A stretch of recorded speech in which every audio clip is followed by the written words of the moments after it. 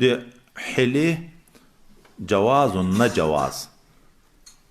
ناروا شي ته حله جوړول ناروا ده او روا شي ته حله جوړول روا ده چې مسله موږ تاسې وارې مخکې ویلې ده. اوس نو چې په کوم نیت باندې ته هجرت کوې خدای پاک دې په زړه خبر ده. که ظاهره حله میله ورته جوړوي په حلو باندې هغه حکم کې بدلون نه راځي. لمونځ دا بیا اودس نه ده صحیح، خو که تاسې حله ورته جوړوې د تا په حله باندې د اوداسه ذمهواري ساقطېږي نه. خو داسې نه ومه ډېر ویده وینه خو د امام شافعي صاحب په مسلک وي اوداس نه په ماتېږي. داسې یو حله و شی ورته جوړوې حله میله ته اعتبار نشته. حله جوړول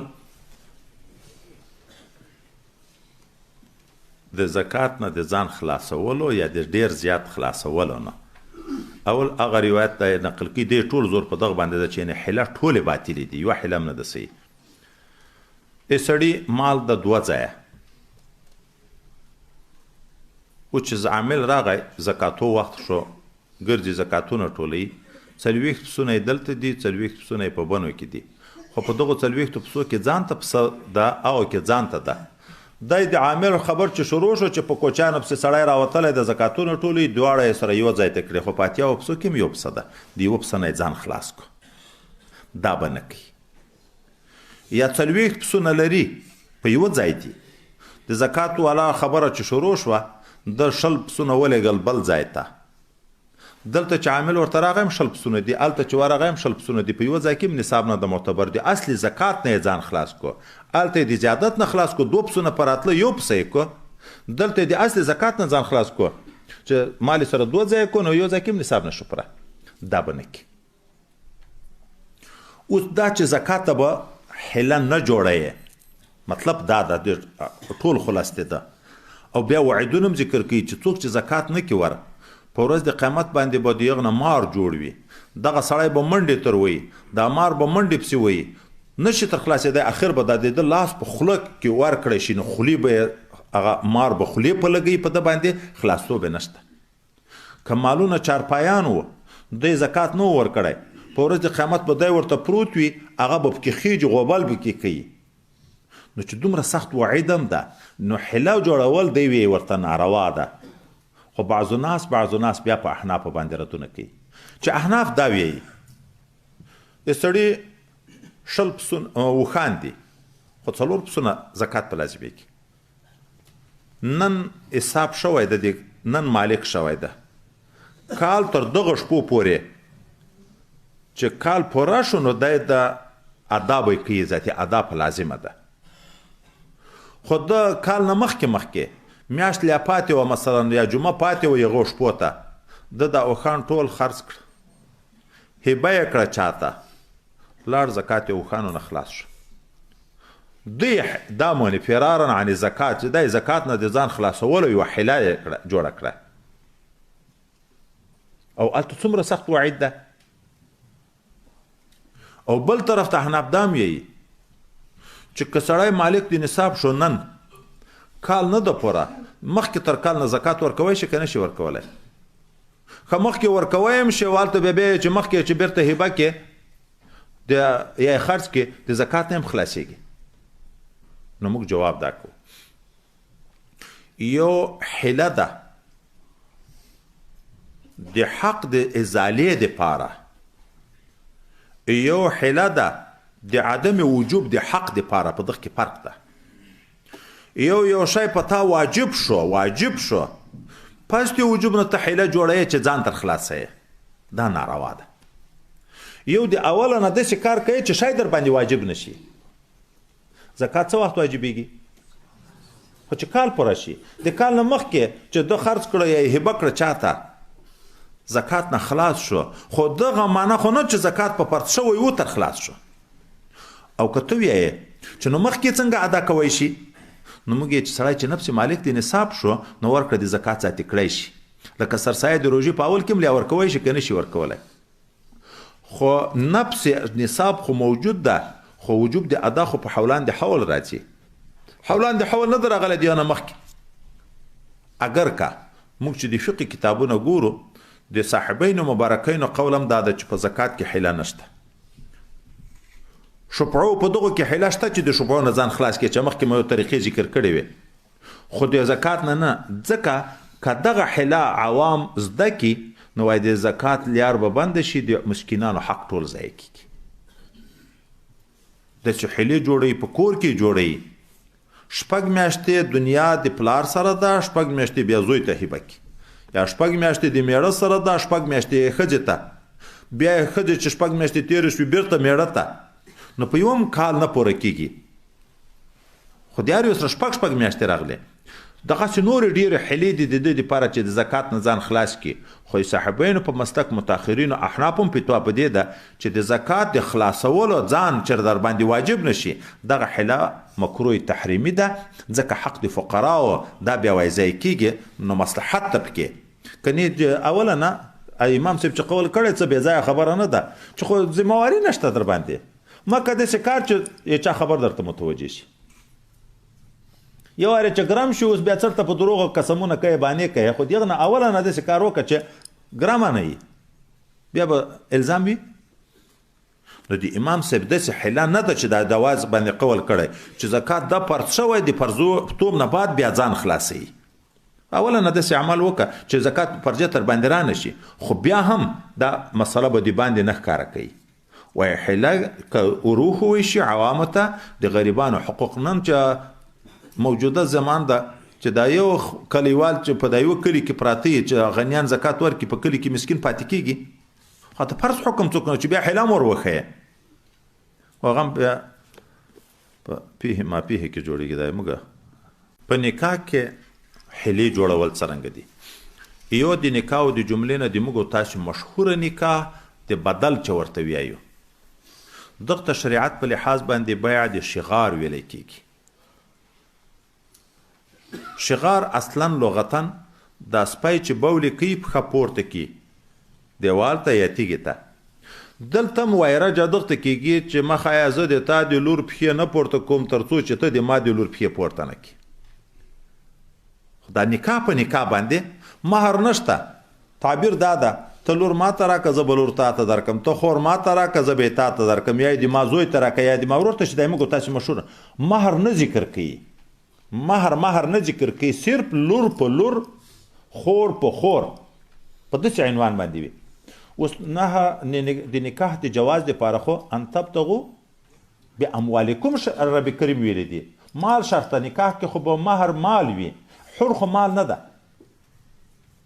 نو دا نکاح څنګه ده دا نور ائمه ثلاثه وی چې دا نکاح بالکل باطله ده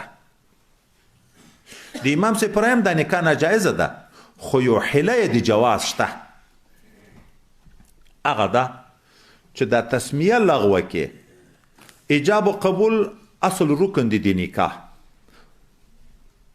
سړی ښځه دا محل د نکاح دی ایجاب و قبول شوی خو اصل کې تاوان نشته تاوان په وصف کې ده چې تسمیه ده که د یوې ښځې سره نکاح وشي په شرابو چې دومره شراب درکوم نکاح صحیح ده که نه ده صحیح نکاح صحیح ده خو تسمیه باطله ده مسلمان شراب چاته ورکوی شي مهر به چی وي مهر مثل د دې امزوري چې په څو ودیږي هغه به ورکول کېږي دلته هم د دغې قبیلې نه د احناف یې چې فتوا به ورکړي په جواز چې نکاح شوه جایزه خو شرط باطل ده چې هغه د انسان ورکول دي د انسان په مقابل کې مهر مثل چې په کلي کې امزوري د دغه الجونو په څو ودې دي د هرې جنکۍ هغه مهر ده لکه اوس مثلا بعضې قومونو کې 4 لکه روپۍ رواج ده دغه 4 لکه چې نه دي یادې شوي بدل شوی دم د هرې جنکۍ 4 لکه روپۍ خپل مهر ده بیرته اعتراض کوي چې احناف بیا نو دغه کې بیا ولې فرق متعه بیا ولې جایز نه بولي خدای حله خو دې بیا هلته هم جوړه کړي چې سړی یوې ښځې ته ووایي چې د ما سره نکاح وکړه د یوې میاشتې دپاره دومره روپۍ به درکړم د متعې مسله مخکې موږ تاسې ویلې ده هغه احناف چې نکاح فاسده ده شرط باطل ده نکاح فاسده بولي خو دا حله خو د دلته هم جوړه شي فرق بیا په څه شي کې ده موږ یې فرق په دې کې ده چې نکاح د متعې اصلا باطله ده داسې نه چې وسپن باطله ده او هغه نکاح د شغار خو اصلا جایز ده وسپن باطل ده اصل وصف کې خو فرق ده چې اصل صحیح و وصف کې نقصان و د وصف اصلاح وکړه نو بیرته به خبره سي او چې یو شی بنیاد خطا شو اصل بالکل ایجاب او قبول محل اړ ختم شو چې هغه نکاح د متعه ده دغه د تجویز لپاره خو لار اوس نه جوړیږي چې ته اوس حله دغه لپاره جوړې حله ځکه نشته پیږي دا ټول حله په خرڅولو کې په هم حله منع دي مخکې موږ تاسو مسلم شریف کې دا مسله تفصیلی ویلې و کویای ده د تا په دښته کې شاوخوا یې ښه واښه ولاړ دي څوک رمه هلته تېروي د دغه کوی نه اوبه کوي ته یې اوبو ته نه راپرېږدي د اوبو په خرڅه دا په واقع کې حله جوړول د دغه وښو خرڅولو ته خدایي واښه چې په خپله شنه هغه څوک خرڅوی شي اوس که ورته چې واښه دومره روپۍ راکړه بیا خو هغه وایي چې دا خو تا خو نه دي کرلي دا خدایي واښه دي اوس حله یې ته جوړوي اوبه په خرڅه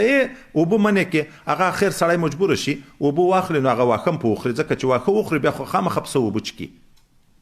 نو دا حله منع ده چې داسې به نه کوي تناجش مخکې موږ تاسو مسله ویلې وه یو سړی د چا سره سودا کوي هغه بل دریم راغی مشتري تیزوي چې وایې خلي کله په مشوره د بایع پټ لاین یې ورسره باید غوا مثلا په 1 لک باندې هغه یې غواړي په 50,000 غوا ارزي مثلا په 50,000 یغه سم مناسب قیمت ویلی د بایع د میزیدو د قبیلې نه ده دغه بل دوست راغی مرګری راغی یا شریک راغی هغه بولې په ورکی چې 50,000 یې غواړه اوس هغه اول مشتری ورتیزي چې هغه واخلي د اخیستل مطلب نه دا حیله شو دوکا شو چې سړی پاکي دا تناجش ناروا ده دوکا ورکول مسلمان ته ناروا ده د دغه وجنم چې څوک ساده و ډیر به دوکا کېدو نبی اسلام ورته چې خيار ورسرګه د موږ تاسو خيار د بيع د غبن نو خيار د شرط و چې دا ورته چې زه دغه سودا نه کوم ته به خيار درې ورځې کوم خوښ شو قریبان مې خوښ شو سودا سید کنه نه د سي دغه چې چاته یتیم جنکې ورپاتې شو د تر لور ده مثلا بل سرپرست نه لري خو مال د پلار دنیا ورته پاتې شو تاوس اصلي د دې سره د زړه د نکاح نه ده خو دغه مال د پاره حیله جوړه چې قبل چیرې واده کوم بیا خو هغه خپل مال رانه بیا نو خلکو به بیا نکاح ورسره وکړه چې مال رانه یې نسی کله به داسې وه چې جنکۍ ښایسته وه نکاح به یې ورسره کړه خو مهر به بیا نه ورکوه شریعت یې دغه نه منع وکړه چې داسې مه کوه د یتیمانو په باب کې به ظلم نه کوي که یې کې شوق باندې کې بیا به یې په پوره مهر کې او کنه چې بدرنګه ده او مسکینه ده زړه دې نه ورته کېږي هلته یې په بل واده یې نو دلته یې مو پرېږده چې هغه په بل چا سره واده وکړي دا درې مثالونه دي خو درې سره د یوې قبیلې نه دي هسې تشنیعا د امام صاحب تردیدونه ډېر رانقل کوي په نکاح کې حیله جوړول حدیث مبارک ده چې د ښځې سره به مشوره کېږي خو که کونډه وه هغه به صریحي وي چې و د ما خوښ ته دا سړی اجازه به کوي او پیغله چې ناشادي شده وي هغې سره چې مشوره کېږي چې هغه چپ شوه د هغه اذن سمات بس اذن بلل کېږي اوس بعض الناس احناف کوي که د واده سودا مو وي دا چا چې ودونه نشته داسې یوه حیله جوړه کړي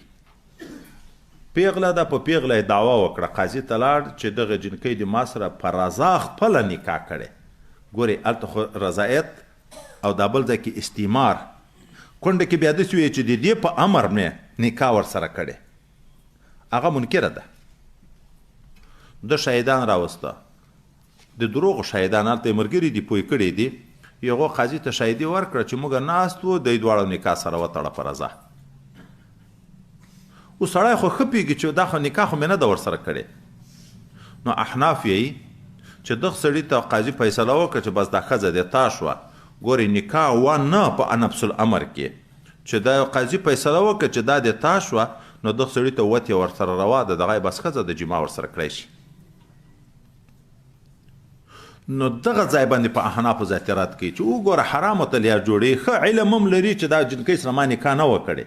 یا مې د دغه کونډې سره نکاح نه وکړې او شاهدان هم په دروغو تیر شو په دا هر څه ښه علم هم لري خو بیا هم دی وی چې روا ده دغه دې ده شوه لیکن شان و شا کشمیری سی بی چې اول د امام بخاري ځای دغه ظلم ته سړی وګوري په دغه تردید کې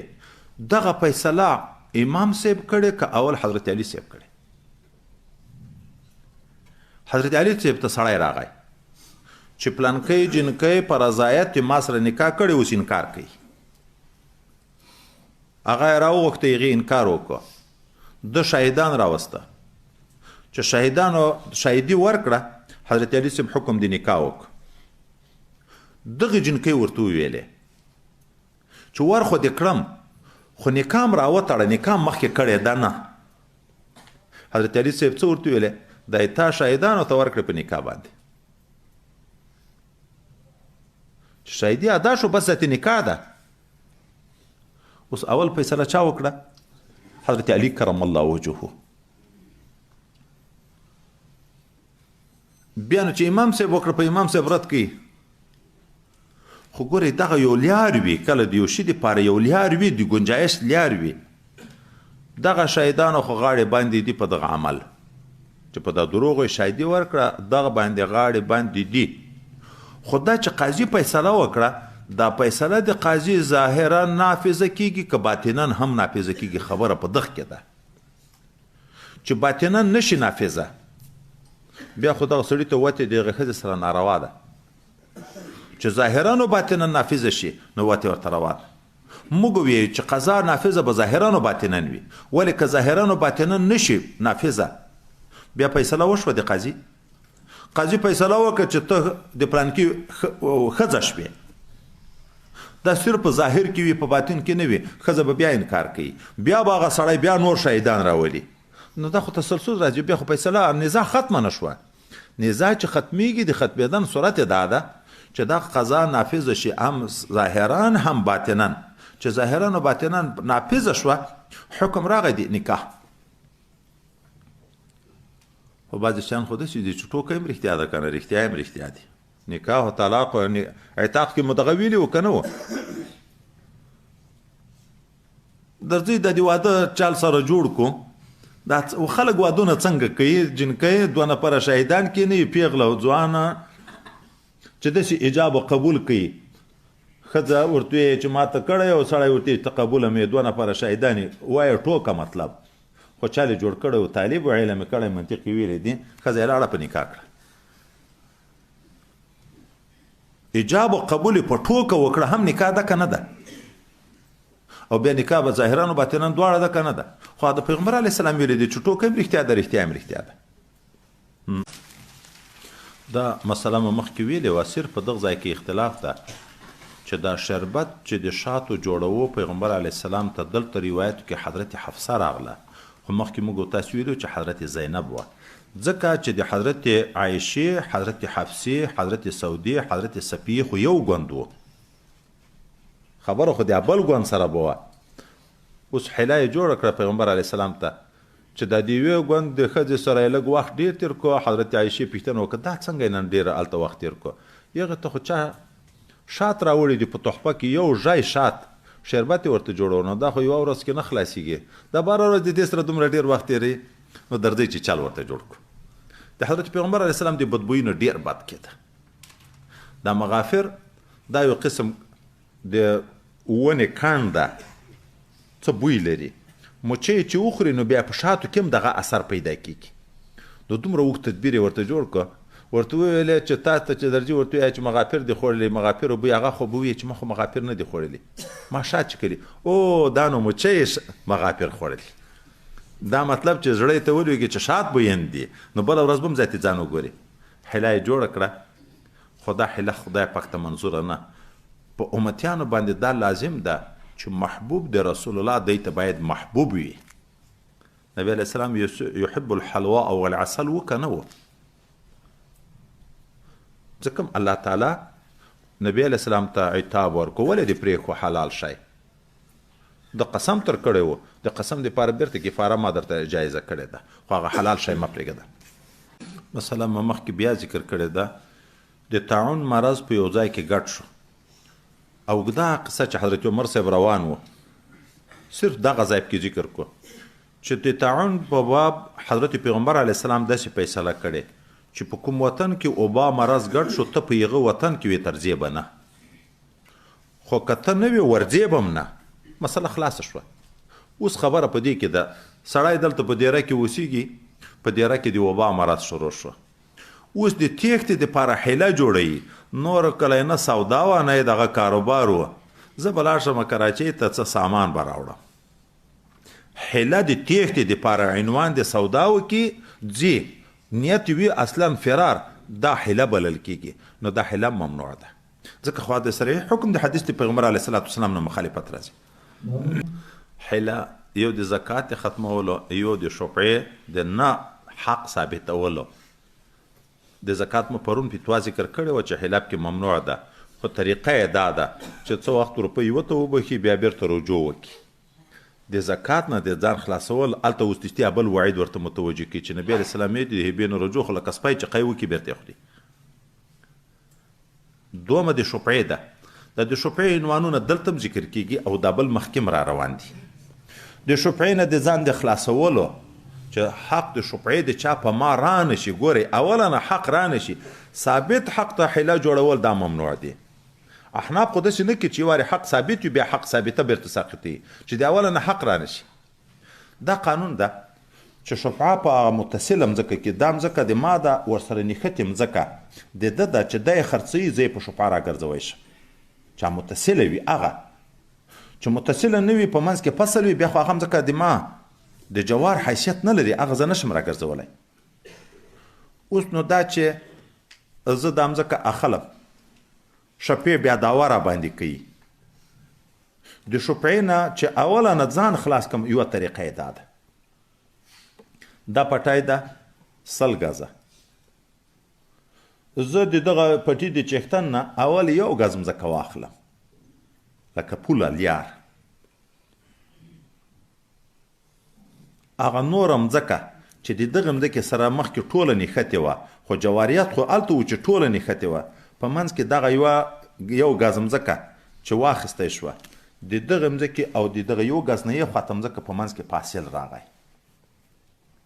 اوس حق د شفعې که لري د دغه مځکې چښتن په یوه ګز کې لري چې هغه راوګرځوي یو ګز څه کوي وروسته هغه نه نوي ګزه نور هم 100 ګزه مځکه وه نه نوي ګزه یې نوره واخیسته په یغه ذاتي اوس دعوه نشي کړی چې دا د ما شفعه ده او یو ګز اول چې د تا شفعه وه تا نه غوښته اوس خو دغه د ما خپله شفعه ده ځکه خو دا ګز خو ما واخیست اوس خو د ما په مځکه پورې نښتې دی تا په مځکه پورې خو نه ده نښتې سره خلاص شو یوه طریقه چې د شفیع نه ځان خلاصوي نو اول داسې چل چې په 100 حصو کې چې بیخي حق در باندې رانه شي حق ثابته نه ضایع کوه چې اوله نه حق را باندې رانه شي یو ګز واخله یو ګز خدای غواړي نه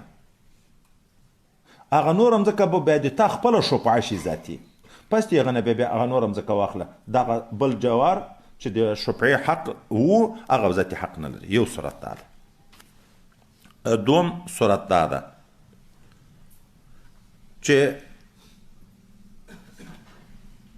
دا شفعه نه ډارېږي ته چې دا مځکه به بیا په شفعه را باندې وګرځي دا یو د مځکې چښتن سره پوه شي په مشره باندې د مځکې چښتن جګ شي مځکه وبخي درته دا مشتري ته عنوان د بیع نه ده ما دا مځکه تا ته وبخله په هبه کې شفعه شته شفعه خو هغه ده چې په هغه قیمت به راګرځې چې ده په بل چا خرڅه کړې اوس د ما په څنګ پورې مځکه وه دی اخلي خو چې زه بیا دعوا د شفعې په ونه کړم د مځکې د چښتن سره تعلق جوړ کړي د مځکې چښتن ورته ویې چې ما دا مځکه تا ته وبخله زه په هبه رجوع نشم کړی شفعه دعوا نشم کړی دی بیا د مځکې قیمت ورته ویې چې ما دا 1 لک روپۍ تا ته وبخلې دغه مځکه ورته وبخله یغه روپۍ ورته وبخلې عنوان د بیع نه شو عنوان د هبې شو د طرفینو نه مستاق خو هغه ده خو مخکې که تاسو یاد وي حیلې 3 قسمه وي حرامو ته حیله ناروا ده خو 2 کاسې خورما په 5 خرڅ کوي یوه کاسه په لاس واخله بیرته روپۍ سره مجرا کوي حیله پیغمبر علیه السلام وروښوه که نه وروښوه هره حیله خو نه ده ناروا خو هغه د نبي علیه السلام اجازه طریقه ښوولې ده حضرت ایوب علیه السلام ته خدای په حیله وښوه جارو واخله چې 100 کړکۍ پکې ښځه په ووایه قسم به نه در باندې اوړي مطلقا حیله خو ناروا نه ده دا دوم د هبې صورت شو د حیلې نه د ځان خلاصوله دریم چې دلته ذکر شو هغه دا ده تا دار یا مځکه واخیسته د یو چا نه اوس په دغه ډارېږي چې شفیع دعوه کوي زر خپل کنکي زوی ته وبخه. د کنکي زوی په ملک کې چې داخله شوه د هغه نه بیرته استرداد څوک نشي کړی. د کنکي باندې خو څوک حق اخو مکلف نه ده، نه د کنکي هبه صحیح ده نه د هغه سودا صحیح ده، ځکه هغه خو لکه معتوده سي ده. نو چې کنکي ته دی وبخلم ځکه هغه بل سړی حق د شفعې نه لري. دا دلته حقوق د شفعې د خلاصولو وروسته باب کې هلته څه نور را روان دي، هغه به بیا هلته ذکر کو. دا بل باب کې عامل چې پرون مو خبره کړې وه، حکومت یو وخت یو سړی په زکاتوب پسې ولېږو، هغه څه زکاتونه ځان ته راوړو څه حکومت ته راوړو چې دا یې ما ته راکړي. نبي علیه الصلاة والسلام دا د حیله جوړه کړه، رشوت ته. دا هبه نه ده، عامل ته ورکول خو د ډاره کوي، د رشوت کوي. خپل پلار یا مور په کور کې کېنه چې تا ته یې درکول که نه درکول. نو عنوان بدل ده د هبې، خو په واقع کې رشوت ته رشوت. دا حیله چاته وه؟ حرامو ته. دغه د جواز لار احناف هم نه بیانوي. بیرته بیا د شفعې خبره ذکر کیږي. د شفعې بل صورت دا ده، مځکه ارزي په 1000 روپۍ، ته هغه شفعې خو چې ګرځي په هغه قیمت ګرځي چې مشتري باندې خرڅ کړی. ته جګ شه د مشتري سره سودا وکړه په 1000، خو 999 روپۍ ورکه، 1001 روپۍ پاتې دي، د هغې په عوض کې 1 دینار ورکه. بیع صرف کې تفاضل جایز ده که نه ده جایز؟ اوس سودا وشوه، په جګ قیمت وشوه، شفعې په هغه قیمت غواړي نه. که یې غواړي بیا خو بیا په پوره هغه قیمت باندې غواړي. لیکن که دلته استحقاق راغی، بیرته چې دغه مځکه چې راګرځي په هغه قیمت چې هغه مخکې سودا شوې ده، نو هغه د نورو روپۍ تاواني کېږي نه، هغه به ورکړي، هغه 1 دینار به د هغه ډېرو روپۍ په عوض کې بیرته ورکړي، خو بیع صرف بیرته پسخه شوه. خو په یو صورت کې بایع تاواني کېږي چې اوس مځکه ارزه ده په 10,000 ده خرڅه کړه په 20,000، د هغه 10,000 د یو باندې 10,000 روپۍ په عوض کې 1 دینار سودا وکړه. وروسته په مځکه کې عیب پیدا شو، په بل عیب یې بیرته رد کوله. د استحقاق صورت نه ده. استحقاق صورت کې خو هغه اصل بیع بالکل پسخه شوه، د بل عیب د وجې نه رد کوله. اوس چې د بل عیب د وجې نه رد کوي، هغه بل دینار به بیع صرف دواري نه ورسره کوي، ورته اوس نو 20,000 روپۍ ماته راکړه، بیا هلته به عیب کې تاواني کېږي. دا چې مخکې ذکر شو، په بل کور کې د یو سړي 2 کوټې وې، نو بل چا په 500 نغد تر وغوښتې. دا یې ویې چې ګوره خو اول خو دا د کور چښتن حقدار ده. هغه ته ویل چې ته د ما نه دا کوټې واخلې. هغه ویل په 400 یې درنه اخلم، هغه هم په کیستو. دوی ویل ما نه په 500 په نغد غوښتې او ته په کیستو یې رانه غواړې، خو مجبوره یم چې درکوم به یې. ولې؟ خو نبي علیه السلام یې چې جار احق ده بسقبه. نو دا معنی چې حیلې میلې هم نشم جوړولی، ځکه درکوم به. او احناف چې د حیلې جوړوي، نو دا ته خو ډېره خوشکې ورځي، خو د هغو حیلې خو په دلیل باندې بنا دي، داسې د ځانه حیلې نه دي. نور خو انشاءالله بیا خوبونه دي، ذاتي اسانه ده خبره. ده کتاب الحیل او کتاب الاقرا لږ کې د زور خبره وي، تاسې باندې هم زور و.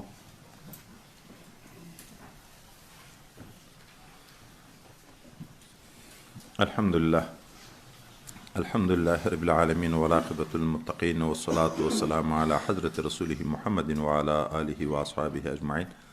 اللهم ارزقنا علما نافعا وفهما كاملا ورزقا حلالا واسعا وشفاء من كل داء. اللهم أرنا الحق حقا وارزقنا اتباعه وأرنا الباطل باطلا وارزقنا اجتنابه. اللهم ربنا آتنا في الدنيا حسنة وفي الآخرة حسنة وقنا عذاب النار وادخلنا الجنة مع الأبرار يا عزيز يا غفار يا رب العالمين. ربنا توفنا مسلمين والحقنا بالصالحين. ربنا اكشف عنا العذاب إنا مؤمنون. خدای دې متعالی موږ ټولو ته خپل رضا نصیب وګرځي. الله تعالی ټول طاعات عبادات او بندګي مو په خپل دربار کې قبول وګرځي. د ټولو کړو ګناهونو مو مغفرت نصیب وګرځي. آینده ژوند د استقامت شریعت نصیب وګرځي. الله تعالی دې موږ د مشایخ کرامو، اساتذه کرامو، والدینو، حقدارانو درجات عالیه